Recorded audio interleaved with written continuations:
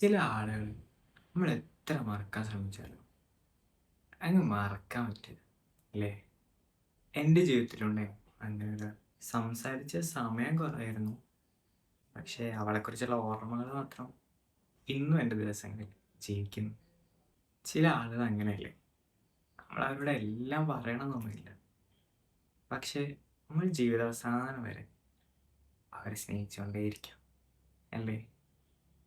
അവളെ സ്വന്തമാക്കാൻ എന്നോട് കഴിഞ്ഞില്ല, പക്ഷേ അതുപോലെ തന്നെ വെറുക്കാനും മറക്കാനും അതും കഴിയുന്നില്ല.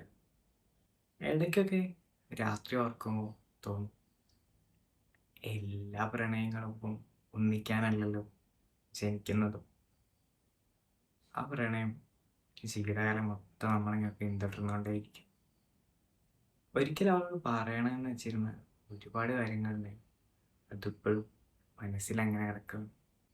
അതുകൊണ്ടായിരിക്കാം അവരൊക്കെ പോയിട്ടും അവരുടെ പ്രസൻസ് ഇപ്പോഴും നമ്മളെ കൂടെ ഇങ്ങനെ ഉണ്ടാവുന്നത് അല്ലേ? ഒരു സങ്കീർത്തനം പോലെ, ഒരു ലവ് സ്റ്റോറി എന്നതിലുപരി ഒരാളുടെ ജീവിതകാലം മൊത്തം മറക്കാൻ പറ്റാത്ത ഒരാളുടെ ഒരു കഥയാണിത്. 30 ഡേയ്സ് 30 ബുക്സ് 30 സ്റ്റോറീസ് ഡേ 7. ഇതാണ് പെരുമ്പടവം ശ്രീധരൻ എഴുതിയ ഒരു സങ്കീർത്തനം പോലെ എന്ന novel. See you guys in next video.